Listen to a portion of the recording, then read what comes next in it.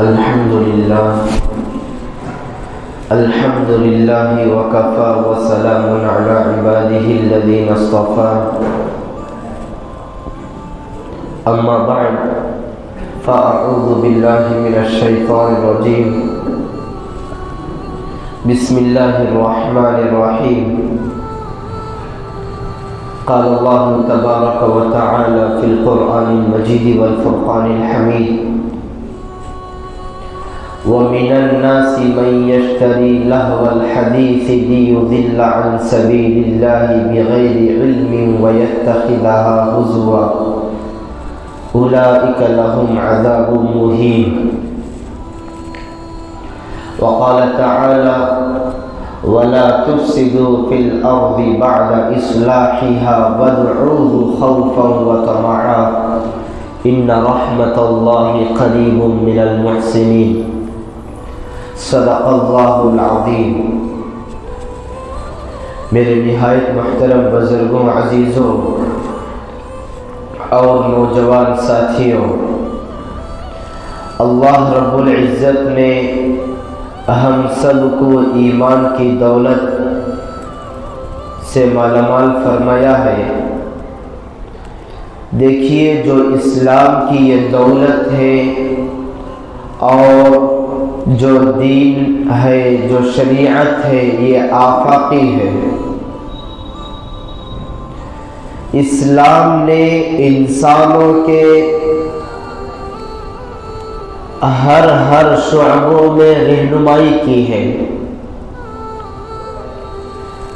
آپ کسی بھی شعبے میں کسی بھی چیز کو دیکھ لیجئے، اس کے تعلق سے آپ کو شریعت کا حکم ملے گا کہ اس مسئلے کے لحاظ سے شریعت یہ کہتی ہے فلاں کام میں اس طرح کرنا چاہیے، شریعت کا یہ حکم ہے. بہرحال دین اسلام مکمل ایک آفاقی دین ہے اور انسانوں کے جو شعبہ جات ہے، ہر شعبے میں مکمل رہنمائی کی ہے. آج کل ہمارے دل و دماغ میں یہ بٹھایا گیا ہے کہ اسلام صرف اور صرف عبادت کا نام ہے، اسلام خوف خدا کا نام ہے، اسلام آداب، معاشرت، اخلاق کا نام ہے. بلکہ یہ غلط ہے، جبکہ اسلام جہاں پر عبادتوں کا حکم کرتا ہے، اخلاق حسنہ کو اپنانے کی تعلیم اور ترغیب دیتا ہے اور معاملات کو صحیح رنگ ڈھنگ سے کرنے کی جہاں تعلیم دیتا ہے، وہیں پر جو اسلام جو انسان کے معمولی فطری تقاضے ہیں ان کو بھی پیش نظر رکھتا ہے. جیسے کھیل کود ہے، اسی طرح سے دل لگی ہے اور جسمانی ورزش ہے. یہ چیزیں بیکار کی چیزیں نہیں ہیں، بلکہ اسلام اس کی بھی ترغیب دیتا ہے، کھیل کود کی بھی ترغیب دیتا ہے اور اپنے گھر والوں کے ساتھ دل لگی کرنے کی بھی ترغیب دیتا ہے. اور انسان کی جو عقل ہے، انسان کا جو بدن ہے، وہ کھلنے کے لیے، وہ خوشی اٹھانے کے لیے جو چیزیں اس کو ضرورت پڑتی ہے، اسلام ان کی بھی اجازت دیتا ہے، بشرطے کہ ہم ان کے احکامات کو جانیں، ان کھیل کود کو اس کی حد تک رکھیں، تب جا کر وہ ہمارے حق میں فائدہ مند ہوں گے، ورنہ ہمارے حق میں، مسلمانوں کے حق میں وہ نقصان دہ ہو جائیں گے. اللہ رب العزت قرآن مجید میں ارشاد فرما رہے ہیں وَمِنَ النَّاسِ مَن يَشْتَرِي لَهْوَ الْحَدِيثِ لِيُضِلَّ عَن سَبِيلِ اللَّهِ. بعض لوگ بیکار کی چیزیں علم نہ ہونے کی وجہ سے گمراہ کرنے والی چیزوں کو خرید لیتے ہیں اور اس کا اسلام کا شریعت کا مذاق اڑاتے ہیں، تو اللہ رب العزت ایسے لوگوں کے تعلق سے فرما رہے ہیں اولئک لہم عذاب مہین، ایسے لوگوں کے لیے بڑا دردناک عذاب ہے۔ دوسری آیت میں اللہ رب العزت فرما رہے ہیں وَلَا تُفْسِدُوا فِي الْأَرْضِ بَعْدَ إِصْلَاحِهَا، زمین میں روئے زمین کے اوپر اصلاح کے بعد فساد مت مچاؤ، درستگی کے بعد نظام کو گڑبڑ مت کرو، نظام کو خراب مت کرو۔ اب زمین میں فساد کیسے آتا ہے کہ ہم کسی مسئلے میں شریعت کو دیکھے بغیر اپنی منمانی کرنا، نفس کی پیروی کرنا، شیطان کے حکم کو مان کر چلنا، یہی زمین میں فساد اور بگاڑ کے پیدا ہونے کا سبب ہے۔ جب اللہ تعالیٰ کے حکم کو چھوڑ دیں گے، رسول اکرم صلی اللہ علیہ وسلم کے ارشادات کو پسے پشت ڈال دیں گے، اس کے اللہ کے نبی کے ارشادات پر عمل نہیں کریں گے، قرآن کریم کے مطابق عمل نہیں کریں گے، منمانی کریں گے، اور جو ہمارا نفس کہتا ہے اگر ہم اس کے اوپر عمل پیدا ہو جائیں گے، یہی زمین کے اوپر فساد ہے، یہی زمین کے اوپر بگاڑ ہے۔ دیکھیے مسلمانوں کے جو دشمن ہے وہ چار طرح کے دشمن ہیں۔ دو دشمن نظر آ جاتے ہیں، دو دشمن نظر نہیں آتے، اور یہ چاروں دشمن ہر ہمیشہ مسلمانوں کے عزت کے بھی دشمن ہیں، مسلمانوں کے مال کے بھی دشمن ہیں، مسلمانوں کے جان کے بھی دشمن ہیں۔ اس سے بڑھ کر جو مسلمانوں کے یہاں اپنی جانوں سے بھی زیادہ جو سب سے عزیز چیز ایمان ہے، اسلام ہے، اس کے بھی یہ لوگ دشمن ہیں۔ وہ چار دشمن مسلمان کے کون کون ہیں؟ دیکھیے سب سے پہلے جو نظر نہیں آتے، جو دکھتے نہیں ہیں، وہ ہے انسان کا نفس، یہ اس کا دشمن ہے۔ خواہشات، اپنی خواہشات کے اوپر چلنا، یہ اس کا سب سے بڑا دشمن ہے۔ اگر ہم نفس کی خواہشات کے مطابق چلیں گے تو ہم کو یہ نفس جہنم میں لے کر چلے جائے گا، اور اللہ تعالیٰ کی اور رسول اللہ کی اور شریعت مطہرہ کی کبھی بھی سننے نہیں دیتا۔ بس اپنی سنو، اپنی نفسانی خواہشات کے اوپر چلو۔ یہ سب سے بڑا دشمن نفس ہے۔ دوسرا دشمن شیطان ہے مسلمانوں کا، نفس بھی دشمن ہے اور شیطان بھی دشمن ہے۔ یہ دو دشمن نظر نہیں آتے، اگر کوئی بندہ دیکھنا چاہے تو دیکھ نہیں سکتا۔ اس کے بعد دو دشمن ہیں جو نظر آ جاتے ہیں، ایک ہے کفار، مشرکین، یہود و نصارہ، عیسائی، یہ لوگ بھی مسلمانوں کے دشمن ہیں، ایمان کے دشمن ہیں، اور جان مال عزت آبرو کے دشمن ہیں۔ یہ لوگ نظر آ جاتے ہیں۔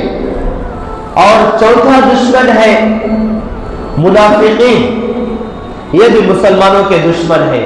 یہ چار دشمن ہیں مسلمانوں کے، نفس، شیطان، کفار اور منافقین۔ ان سے ہم سب کو چاہیے کہ بچ کر رہیں، یہود و نصارہ کے طریقوں کے اوپر ہرگز بہرگز نہ چلے۔ اور جو منافقین ہیں، اس زمانے کے منافقین، اصل منافقین کی تعریف کیا ہے؟ منافقین اپنے آپ کو مسلمان کہتے ہیں، اپنے آپ کو اسلام والا ظاہر کرتے ہیں، چہرے کے اوپر داڑھی بھی رکھتے ہیں اور بدن کے اوپر شرعی جبہ بھی پہنتے ہیں، اسلامی لباس بھی پہنتے ہیں، نمازوں میں پہلی صف میں بھی کھڑے ہوتے ہیں، لیکن ان کا ایمان غیروں کے ساتھ رہے گا، ان کا دل غیروں کے ساتھ رہے گا۔ جیسے اس زمانے میں شکیل بن حنیف کو ماننے والے गौहर शाही को मानने वाले, ये सारे के सारे अपने आप को मुसलमान भी कहते हैं, बल्कि ये मुसलमान नहीं बल्कि कुफ्फार है, काफिरों से भी गए गुजरे हैं। मुनाफिकीन की जो सजा है अल्लाह रब्बुल इज्जत ने फरमाया इन्नल मुनाफिकीना फिद दरकिल अस्फली मिनन नार, कि मुनाफिकीन को अल्लाह रब्बुल इज्जत ने जहन्नम के बिल्कुल नीचे वाले हिस्से में उनका ठिकाना है। मुनाफिकीन को अल्लाह रब्बुल इज्जत वहां पर रखेंगे। इसलिए इन चारों दुश्मनों से मुसलमानों को होशियार रहना चाहिए, अपने ईमान को संभाल कर अपने ईमान को बचाने की फिक्र करनी चाहिए, हिफाजत करने की फिक्र करनी चाहिए, वरना आते दिन ईमान को लूट रहे हैं, ईमान के लुटेरे निकल रहे हैं। बहरहाल अपनी नफ्सानी ख्वाहिशात को अगर चलेंगे तो यही नफ्स की पैरवी है, यही अल्लाह रब्बुल इज्जत की नाराजगी है और इसी में आदमी की गुमराही है। अल्लाह रब्बुल इज्जत फरमा रहे हैं वला तुफसिदू फिल अर्दि बअद इस्लाहिहा, जमीन में इस्लाह के बाद फसाद मत फैलाओ। अपने नफ्स की पैरवी करना, मनमानी ख्वाहिशात के ऊपर चलना, यही फसाद है, जमीन में यही फसाद फैलाना है। देखिए शरीयत मुतहरा में जो नाजुक नाजुक मसाइल है, जो लतीफ और लुत्फ उठाने वाले जो मसले हैं, उनको भी शरीयत ने बयान किया है। जैसे खेल कूद है, खेल कूद से इस्लाम ने मना नहीं किया। हाँ, जो खेल नाजायज है, जिन खेलों में इंसानों के जान का नुकसान है या इंसानों के माल का नुकसान है या वक्त का जाया होना है या खेल की वजह से जो इबादत है अगर उसमें कोताही का अंदेशा है तो ऐसे खेलों को इस्लाम नाजायज कहता है, ऐसे खेलों को इस्लाम हराम कहता है। अभी करीब में बच्चों की छुट्टियां हो जाएंगी, इसमें ज्यादातर हमारे मुआशरे के जो नौजवान बच्चे हैं और जो छोटे बच्चे हैं, ये पतंगबाजी में पतंग को उड़ाने में मशगूल हो जाते हैं, पतंग को उड़ाने में मशगूल हो जाते हैं। बल्कि ये हमारे मुआशरे में ये गैरों का तरीका है, मुसलमानों का तरीका नहीं है पतंग उड़ाना। और पतंग उड़ाना इंसानों के जानों का भी नुकसान है, इंसान के माल का भी नुकसान है और इसी तरह से इंसान के वक्त का भी नुकसान है। और जो हमारी नौजवान नस्ल है ये इसमें लग जाती है। अल्लाह के नबी सल्लल्लाहु अलैहि वसल्लम ने फरमाया मन तशब्बह बिकौमिन फहुव मिनहु, अगर हम गैरों की मुशाबहत इख्तियार करेंगे, गैरों के आदात, उनके तौर व तरीकों को और उनके कदम ब कदम अगर हम चलेंगे तो कल क़यामत के दिन हमारा हश्र भी गैरों के साथ होगा। हमारा कल क़यामत के दिन हमको भी यहूद व नसारा ईसाइयों के साथ उठाया जाएगा। जबकि हम कलीमा पढ़ने वाले सच्चे पक्के मुसलमान अपने आप को कहते हैं तो हम उसके तकाज़ों के ऊपर भी चलना चाहिए। ये पतंग उड़ाने के ताल्लुक से शरीयत मुतहरा ने मुस्तकिल मसाइल को बयान किया है।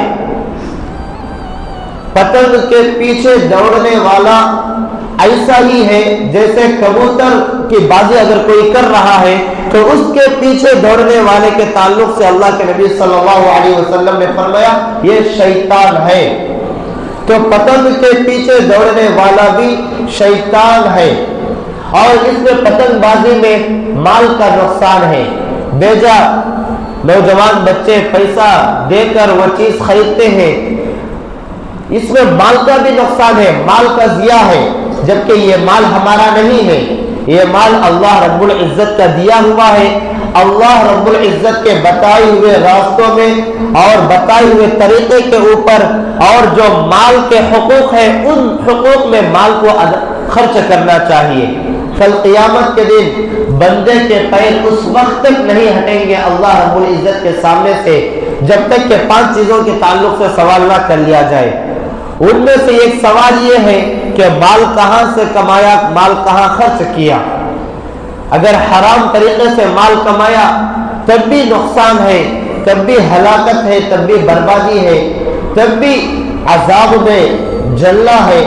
اور اگر ہم مال حلال طریقے سے کمائے ہیں، حرام جگہ لگا رہے ہیں، فضول کاموں میں لگا رہے ہیں، نہ دین کا نقصان نہ دنیا کا نقصان، اگر اس میں ہم لگا رہے ہیں تب بھی اس کے تعلق سے بھی اللہ رب العزت کل قیامت کے دن سوال کریں گے کہ مال کہاں خرچ کیا، کن چیزوں میں مال کو خرچ کیا۔ تو میرے بھائیوں، پتنگ بازی میں مال بھی ضائع ہوتا ہے اور اس میں وقت کا بھی ضیاع ہے، وقت کا بھی گھنٹے گھنٹے اس میں لگ جاتے ہیں۔ جو وقت ہے، الوقت اسمن من الذهب، کہ وقت سونے سے بھی زیادہ قیمتی ہے۔ وقت کے تعلق سے اللہ کے نبی صلی اللہ علیہ وسلم نے فرمایا 5 چیزوں سے پہلے 5 چیزوں کو غنیمت جانو، 5 چیزوں سے پہلے 5 چیزوں کو غنیمت جانو۔ اس میں سے ایک چیز ہے وَحَيَاتَكَ قَبْلَ مَوْتِكَ، موت سے پہلے زندگی کو غنیمت جانو۔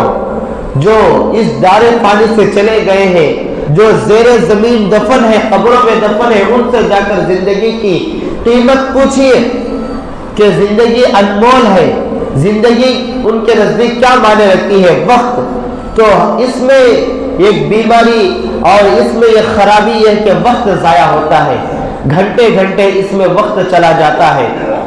جبکہ وقت کے تعلق سے اگر بندہ تھوڑا بہت بھی اس وقت کو اللہ کے لیے، اللہ کے رسول کے لیے ذکر و اذکار، درود شریف اگر پڑھ لے تو یہی آخرت کے لیے ذخیرہ ہے، یہی آخرت کے لیے ذخیرہ ہے۔ یہ سارے نیک کاموں میں چھوڑ کر ہم پتنگ بازی میں وقت کو خرچ کرتے ہیں، یہ بھی خرابی ہے۔ اور فضول خرچی کرنے والے کے تعلق سے اللہ رب العزت فرما رہے ہیں ان المبذرین کانوا اخوان الشیاطین، جو فضول خرچی کرتے ہیں وہ شیطان کے بھائی ہیں۔ کسی بھی کام میں اگر فضول خرچی اگر ہم گھروں میں کر رہے ہیں تو ہم بھی شیطان کے بھائی ہیں۔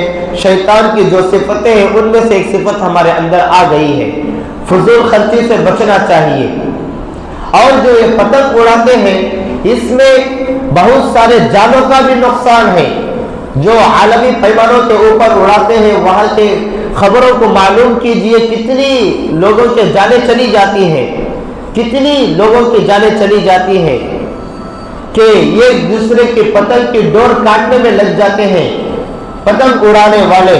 تو اس میں آپس میں عداوت بھی پیدا ہوتی ہے، آپس میں دشمنی بھی پیدا ہوتی ہے اور آپس میں پیار و محبت ختم ہو جاتی ہے، جبکہ یہ سراسر اور دوسرے کو تکلیف بھی ہوتی ہے، دوسرے کو تکلیف ہوتی ہے۔ یہ ایذائے مسلم حرام ہے، دوسروں کو تکلیف دینا حرام ہے۔ اور اسی طرح سے خرابی یہ بھی ہے کہ جو ہمارے بچے پتنگ اڑاتے ہیں یہ چھتوں کے اوپر اڑاتے ہیں، عام طور پر چھتوں کے اوپر اڑاتے ہیں۔ وہاں پر اگر ہم اپنے گھر کی چھت کے اوپر جائیں گے تو اڑوس پڑوس کے کئی گھر ہم کو نظر آ جائیں گے، اور وہاں پر جو مستورات ہیں، جو خواتین ہیں اور جو پردے میں رہنا چاہیے ان کے اوپر بھی نظر پڑ جاتی ہے۔ یہاں پر پردے کا بھی مذاق ہو رہا ہے۔ اللہ کے نبی صلی اللہ علیہ وسلم نے فرمایا کہ چھتوں کے اوپر سونے سے بھی منع فرمایا ہے کہ جس کے آس پاس در و دیوار نہ ہو اور اس کے اوپر چھت بھی نہ ہو، یہاں پر سونے سے منع کیا ہے۔ کیوں منع کیا ہے؟ مفسرین نے لکھا ہے کہ آدمی کبھی کبھی نیند میں چلتا ہے، چلنے کی وجہ سے چھت کے اوپر سے نیچے گر جاتا ہے، جان کا نقصان ہو جاتا ہے۔ تو پتنگ اڑانے والے جو بچے ہیں، نوجوان ہیں، وہ بھی چھتوں کے اوپر پتنگ اڑاتے ہیں، اڑاتے اڑاتے وہ اپنی پتنگ کو اوپر لے کر جانے کے لیے بچے پیچھے جاتے ہیں اور یہاں تک وہ اس کھیل میں مشغول ہو جاتے ہیں کہ جو پیچھے دیوار ختم ہو رہی ہے اس کا بھی احساس نہیں ہوتا، بچے اوپر سے نیچے گر جاتے ہیں، اوپر سے نیچے گر جاتے ہیں اور جان کا نقصان ہو جاتا ہے، جان کا نقصان ہو جاتا ہے۔ تو میرے بھائیوں، یہ تمام کی تمام چیزیں جو پتنگ اڑاتے ہیں، یہ آج کل جو 9 دن 10 دن جو چھٹیاں ملی ہوئی ہیں اس میں ہمارے بچے یہی کام کرتے ہیں۔ اور دکانوں میں بھی دیکھا جا رہا ہے مستقل طور پر لا کر رکھ دیے ہیں۔ اللہ کے نبی صلی اللہ علیہ وسلم اپنے عہد نبوت میں اپنے مبارک زمانے میں فرمائے ہیں کہ تم ضرور بھی ضرور اگلی امتوں کے پیروی کریں گے اور یہاں تک ان کے عادات ان کے طور و طریقوں کو اپنائیں گے کہ گوہ چکری جیسا ایک جانور ہے، اگر وہ گوہ بل میں گھس گیا تو تم بھی ان کی پیروی کرتے ہوئے بل میں گھس جاؤ گے، ان کے نقش قدم پر چلو گے۔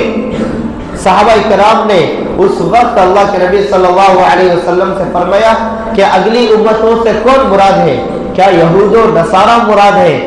تو اللہ کے نبی صلی اللہ علیہ وسلم نے فرمایا قال فمن، کہ یہود و نصارہ اگر نہیں ہے تو اس سے کون مراد ہو سکتے ہیں؟ تو میرے بھائیوں، جو یہ سارے کا سارا غیروں کے طریقے ہیں، یہود و نصارہ کے طریقے ہیں، ان میں ہم سب کو چاہیے کہ ہمارے جو مسلمان بچے ابھی چھوٹے بچے ہیں، اگر ہم ان کے دل و دماغ میں ان جیسی بیماریوں اور جو غیروں کے طور و طریقے ہیں اگر اس کے تعلق سے ان کے دل و دماغ میں نہیں بٹھائیں گے تو بڑے ہو کر وہ یہی کام کریں گے، بڑے ہو کر یہی کام کریں گے۔ اور جو اس کھیلوں میں مشغول ہوتے ہیں، نمازوں سے بھی غفلت برتتے ہیں، یہ بالکل ناجائز ہے۔ اور اگر ہم اپنے مسلم معاشرے کی طرف اگر نظر دوڑائے تو بہت بڑا ہمارا مسلمانوں کا ایک حصہ، ایک طبقہ جو ہے وہ کھیلوں کی طرف ہی لگ جاتا ہے، کھیلوں کی طرف لگ جاتا ہے۔ یا تو وہ خود کھیل کھیلتے ہیں یا نہیں تو دوسرے اگر کھیل رہے ہیں تو ان کو دیکھنے میں وقت لگاتے ہیں، اس میں بھی فضول خرچی ہے، وقت کا ضیاع ہے، وقت کا ضیاع ہے۔ اس طرح کے کام جو بیکار کے کام ہیں یہ نہیں کرنا چاہیے۔ ہاں گیم کھیل سکتے ہیں، کھیل کھیل سکتے ہیں، اس میں شریعت جن کھیلوں کی اجازت دی ہے صرف انہی کھیلوں کو کھیل سکتے ہیں کہ شریعت حضرت مولانا مفتی شفیع صاحب رحمت اللہ علیہ معارف القرآن میں لکھے ہیں، قرآن کریم کی تفسیر میں ایک بالکل فتویٰ نقل کیے ہیں کہ کھیل ایسا کھیل سکتے ہیں جو فی نفسی جائز ہو، اس میں ناجائز کام نہ ہو، ناجائز بات نہ ہو، ایسا کھیل کھیل سکتے ہیں اور اس کھیل کی وجہ سے نہ جان کا نقصان ہو، نہ مال کا نقصان ہو، نہ وقت کا ضیاع ہو، ایک وقت تک کھیل سکتے ہیں۔ جب دل اور دماغ فرش ہو جائے گا اس وقت کھیل بند کر دینا چاہیے، بالکل اسی میں لگ جانا یہ غلط بات ہے۔ ہمارے پیدا کرنے کا مقصد عبادت ہے، اللہ رب العزت کو پہچاننا ہے۔ اللہ رب العزت قرآن مجید میں فرما رہے ہیں وَمَا خَلَقْتُ الْجِنَّ وَالْإِنسَ إِلَّا لِيَعْبُدُونَ، ہم نے انسانوں کو بھی اور جناتوں کو بھی جو پیدا کیا ہے اپنے عبادت کے لیے پیدا کیا ہے، میری معرفت کو پہچاننے کے لیے، مجھے پہچاننے کے لیے میں پیدا کیا ہوں، یہ بیکار کی چیزوں میں لگنے کے لیے پیدا نہیں کیا ہوں۔ اور اسی طرح سے کرکٹ وغیرہ کھیلتے ہیں، یہ بھی کھیل اس وقت تک جائز ہے جب تک کہ اس میں ذکر اللہ سے اور جو عبادتیں وغیرہ ہیں اس میں غفلت نہ برتی جائے اور اس میں وقت کا ضیاع نہ ہو۔ اور اگر ہماری مستورات عورتیں اگر کھیلتی ہیں تو ان کے اندر بھی الگ الگ مسائل ہیں کہ مکمل پردے کا لحاظ کیا جائے، مرد و عورت کا اختلاط نہ ہو، اور اسی طرح سے اس میں بھی وقت کا ضیاع نہ ہو، نمازوں کا وقت کا خیال رکھتے ہوئے اگر کھیلے تو یہ بالکل شریعت میں ممدوح ہے، پسندیدہ ہے۔ بالکل شریعت اسلام نماز، عبادت، ذکر و اذکار، خوف خدا کا نام نہیں ہے، بلکہ اس کے ساتھ ساتھ جو انسان کے فطری تقاضے ہیں ان کو بھی پیش نظر رکھتا ہے، ان کی بھی اجازت دیتا ہے۔ اللہ تعالیٰ سے دعا ہے کہ اللہ تعالیٰ ہم سب کو کہی ہوئی تمام باتوں پر عمل کرنے کی توفیق عطا فرمائے۔ آمین۔ وآخر دعوانا الحمدللہ رب العالمین۔